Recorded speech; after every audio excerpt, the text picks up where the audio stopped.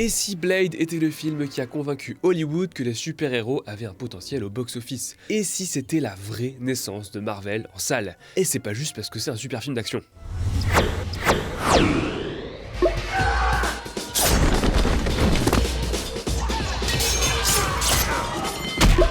Précédemment dans le Mathieu fait des beats sur écran large YouTube Universe, le Mew, je vous avais parlé de Demolition Man qui opposait Sylvester Stallone et Wesley Snipes, un film qui regarde avec amusement dans le rétroviseur de l'action à gros bras et qui, peut-être un peu consciemment, peut-être un peu malgré lui, met en scène la fin du genre. Ironiquement, on pouvait y voir un passage de flambeau puisque Wesley Snipes, alors en pleine ascension hollywoodienne, allait quelques années plus tard devenir lui-même un super-héros. Jusqu'aux années 90, il n'y a vraiment eu qu'un seul super-héros qui a su s'imposer au cinéma, Superman. Le film de Richard Donner a eu un énorme succès et il a inspiré 3 suites de qualités diverses, on va dire, plus Supergirl, celui-ci, oui. Les autres ont dû se contenter de la télévision et des séries à leur nom. Alors bien sûr, Hulk et Spider-Man ont eu droit à leur lot de téléfilms, mais ça restait des productions télévisuelles qui n'ont jamais vraiment été considérées comme des longs métrages de cinéma. Concernant Batman, sa série a beau être devenue culte, à raison, le seul vrai film qui s'intéresse à lui est alors tiré directement de la dite série. Film très cool et très fun au demeurant, qui a depuis subi les moqueries d'un internet incapable de concevoir un Batman dont le ton serait complètement pulp. Quant aux rares autres expérimentations, comme le Swamp Thing de Wes Craven par exemple, elles ont souvent été des désastres. Il faut donc attendre 1989 avant qu'un autre héros en latex ne triomphe vraiment dans les salles de cinéma, à savoir bien sûr Batman, récupéré par Tim Burton. A l'époque, le super-héros movie est encore loin d'être un genre à part entière dans les multiplexes du monde entier, et le Chevalier Noir de Burton a plutôt lancé, on va dire, la mode des héros sombres et torturés, des Dark Sasuke de la BD, soudainement devenus en odeur de sainteté. Les années 90 sont celles des rues pleines de flotte et de crimes, de mascara qui coulent et de dépression chronique pré-évanescence. Quand les studios américains rouvrent des comics, et pas uniquement chez DC cette fois, ils cherchent plutôt des prétextes pour se fondre dans cette esthétique. Arrive donc Punisher avec Dolph Lundgren, l'excellent Darkman de Sam Raimi, Judge Dredd avec Stallone, Spawn et bien sûr le chef-d'œuvre The Crow, en oubliant les ratés Captain America et les 4 Fantastiques. Et puis, il y a Blade. Peut-être le vrai dernier représentant de cette période, avant que les super-héros ne se mettent à vraiment marcher sur Hollywood, avec d'une part X-Men et d'autre part Spider-Man, toujours signé Sam Raimi. Blade, c'est un pur produit des années 90, avec ses personnages bressons et son Wesley Snipes en pleine forme, mais c'est aussi un pur produit des années 2000, avec son esthétique industrielle pseudo-futuriste qui anticipe presque Matrix, qui sortira un an plus tard. Enfin, c'est un vrai film de super-héros à succès qui anticipe à l'époque la vague à venir. Blade n'est pas un film parfait, loin de là, mais il est à la croisée des mondes de la pop culture et c'est sans doute ce qui a fait sa popularité. Je veux dire en plus des one-liners de Wesley Snipes. What do you think, I'm stupid? There is no cure. You're useless. You use me as bait? Get over it. Et surtout, il marque la vraie arrivée de Marvel dans le game des blockbusters d'action. C'est le début d'une ère.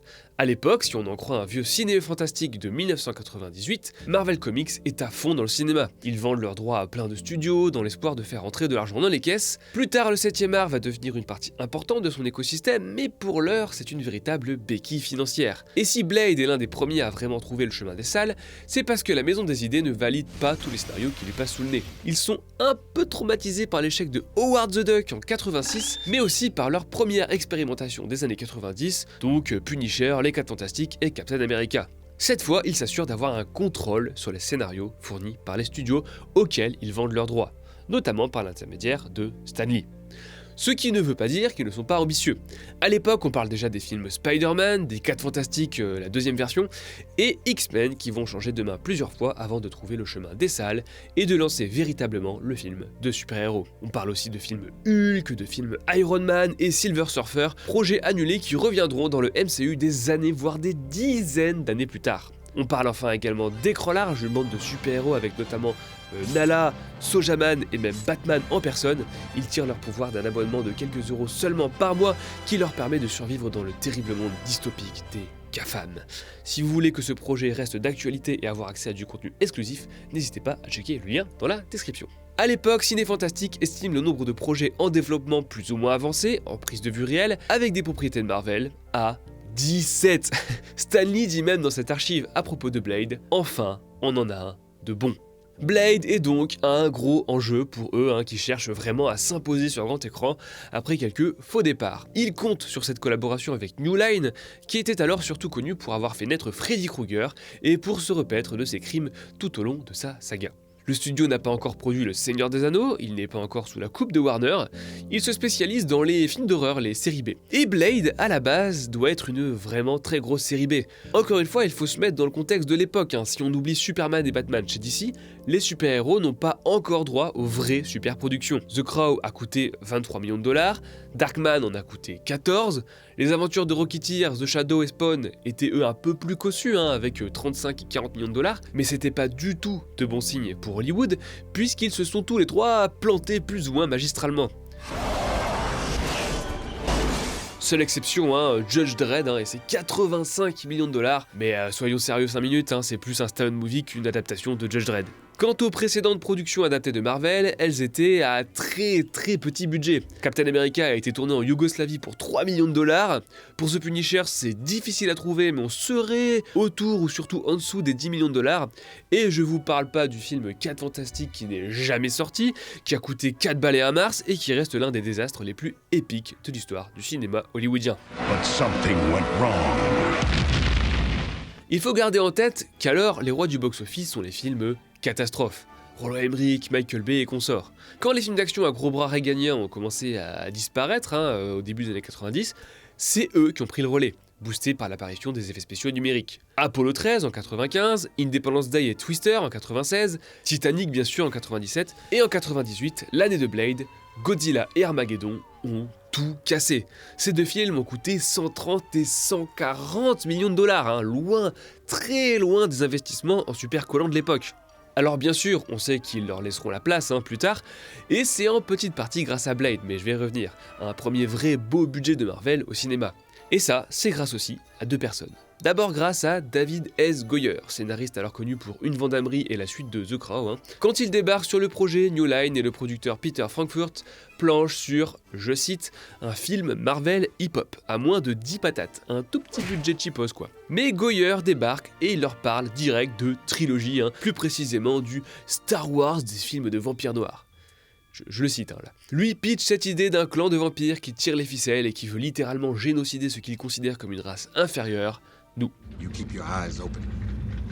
They're everywhere.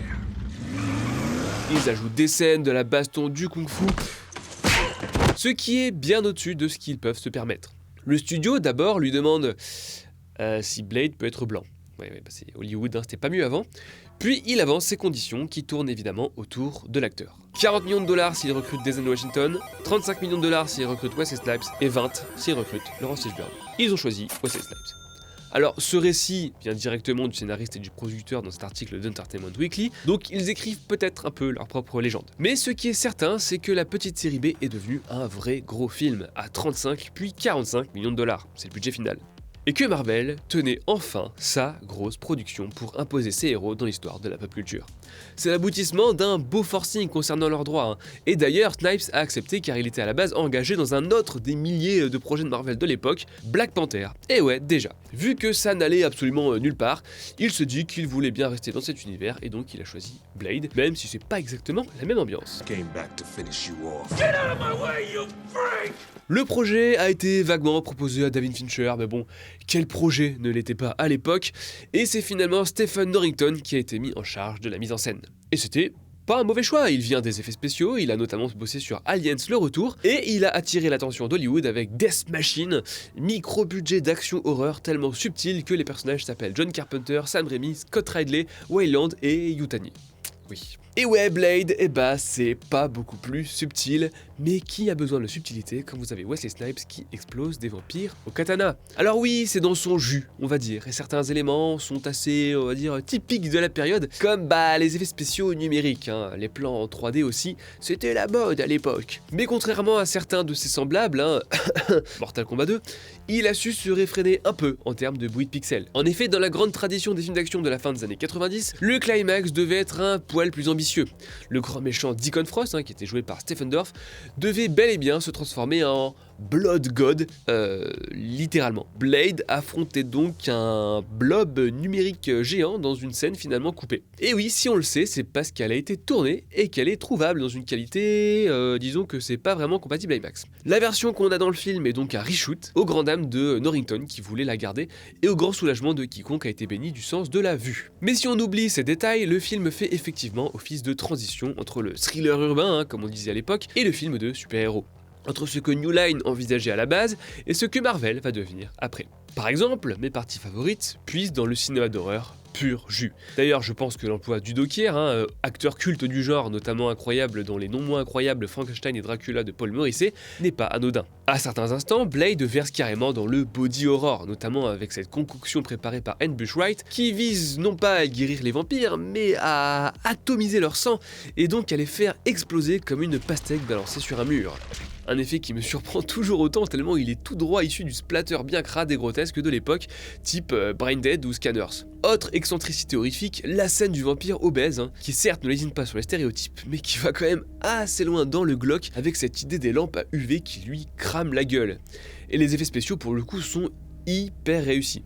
Enfin, je le sais, vous le savez, on ne peut pas ne pas mentionner la séquence d'introduction avec le fameux Blood Club, séquence devenue ultra culte pour des raisons évidentes, tournée sur 3 jours littéralement dans le sang et les larmes, si bien que des figurants ont porté plainte et rythmée par le remix de New Order le plus années 90 score de toute la galaxie, elle va si loin dans le spectacle horrifique que le patron de New Line voulait la dégager, la trouvant trop intense. Heureusement, ils ont gardé ce petit morceau de bravoure épique qui met direct dans le bain, si j'ose dire, avec un niveau de poisse dans certains plans effectivement très intense, contrasté par l'arrivée du héros sur un fond blanc immaculé dans un jeu de champ contre champ aussi bourrin que jouissif. Bon, et après, il les transforme en cendres numériques et c'est moche. Mais quand même, quelle scène quoi! Et d'un autre côté, au plus ça avance, au plus les codes du genre qu'on connaît désormais très bien, s'invitent. On a un Alfred qui fabrique les armes du héros. Bon, c'est un Alfred un peu plus sauvage, on va dire.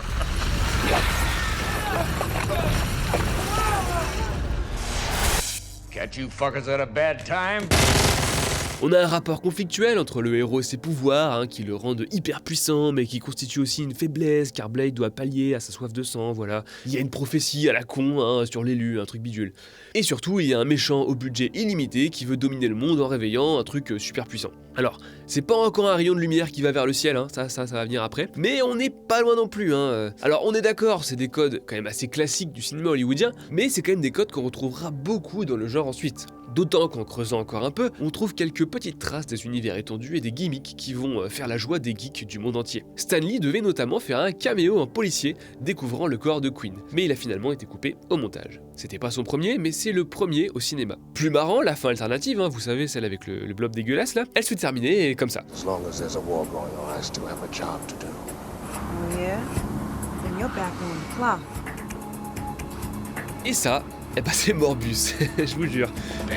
Joué par le réalisateur en plus. Voilà, une scène pré ou post-générique avec un perso qu'on ne reverra jamais. Clairement, on est sur une marque de fabrique de Marvel. Bon, et si on veut pousser encore un peu plus loin, on peut noter la présence de Moon Knight dans la série Blade. Oui, parce qu'il y a eu une série Blade avec à la place de Wesley Snipes un membre du groupe Onyx.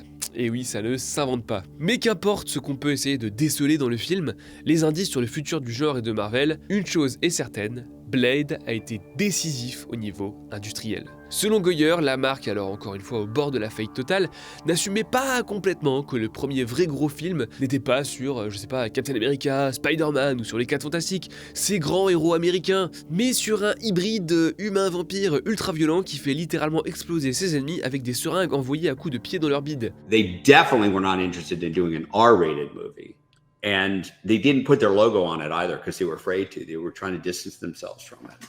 Classé R et bien bourrin, Blade est aussi un personnage de second plan dans le prestige marvelien. Et c'est justement lui qui va prouver que ces personnages-là ont aussi de quoi briller au box-office. Car ouais, c'est aussi ça, l'électrochoc. Blade est le premier vrai succès de Marvel. 131 millions de dollars dans le monde, une campagne promo hyper efficace, en partie grâce à un Wesley Snipes qui s'est complètement approprié le personnage et qui s'est même permis quelques improvisations spontanées parmi les plus drôles de l'époque. Motherfucker, are you out of your damn mind? C'est la naissance de la première vraie saga cinématographique de Marvel dont les budgets vont grimper, l'établissant un peu plus parmi les acteurs du Hollywood du futur. Eux qui n'ont touché que 25 000 balles suite au succès, ils vont continuer sur cette voie et ça va leur réussir. Le succès de Blade a certainement joué dans la décision de la Fox de concrétiser le développement de X-Men avec un budget plus élevé et des ambitions de blockbuster qui vont payer cette fois. Pareil pour Spider-Man dont le développement débute à la toute fin des années 90. Blade est un peu le patient zéro, c'était un crash test plein de sang et de breakbeat, un film de super-héros qui n'avait pas encore le courage de s'assumer, et ses successeurs vont largement aider à sortir Marvel de la mouise financière d'ailleurs, pour lui conférer petit à petit le pouvoir que la marque a aujourd'hui, si bien d'ailleurs qu'ils vont avoir leur propre studio, qui vont produire eux-mêmes les films, on connaît la suite. Si bien aussi que quand l'humoriste Godfrey a rencontré Stan Lee, il lui a dit ça. And he's like, Godfrey, I want to show you something about Spider-Man. Wesley saved Marvel. If it weren't for Wesley Snipes in 1999, we would have been in bankruptcy. Mais Blade n'a pas seulement sauvé Marvel. Il a aidé le genre super-héroïque contemporain en général, né du combo Spider-Man X-Men, et qui va se développer par la suite. Car le film a aussi permis au scénariste David S. Goyer de percer à Hollywood. Après la fin de la trilogie, il s'est donc attaqué à Batman, et ça a donné Batman Begins, puis The Dark Knight et The Dark Knight Rises, au cœur de la passion du monde entier pour les super-héros. Il a même pris part à l'un des univers étendus qui ont dominé ensuite via Christopher Nolan. Il est derrière Man of Steel et Batman v Superman, rien que ça. Et c'est vraiment les seuls films de super-héros qu'il a fait. Les seuls, vraiment les seuls. Il n'en a fait aucun autre. Ironiquement, celui qui n'est pas parvenu à rejoindre la grosse fiesta décollant, c'est Blade. L'adaptation prévue par Marvel avec Mahershala Ali s'est embourbée dans un développement hell mais interminable. Le seul vrai retour du Daywalker s'est fait avec le fameux caméo dans Deadpool et Wolverine, qui se moque justement du Blade du MCU, dont l'absence est désormais un running gag de la planète pop culture. There's only been one Blade. There's only ever gonna be one Blade. Mais je vous propose d'en parler plus tard, car en faisant cette vidéo, j'ai l'espoir fou qu'elle marche et qu'elle m'autorise à couvrir toute la trilogie qui devient de plus en plus fascinante avec le deuxième volet méga cool de Guillermo del Toro et puis surtout le désastre industriel de Blade Trinity sur lequel il y a beaucoup de choses à dire. Promis, ça va être trop bien, donc s'il vous plaît, partagez, likez et commentez cette vidéo pour qu'on se lance dans une véritable saga de vidéos sur le tueur de vampires. Et si vous êtes intéressé par la période ingrate des super-héros, pleine de trucs complètement dingues, on avait fait à l'époque une série de vidéos déjà, il y a une véritable playlist avec toutes les versions donc avortées de Spider-Man. C'était un peu expérimental à l'époque de faire ça, et ça a pas trop marché, donc on n'a jamais réessayé, mais franchement les vidéos sont plutôt cool, donc n'hésitez pas à aller les voir. Salut!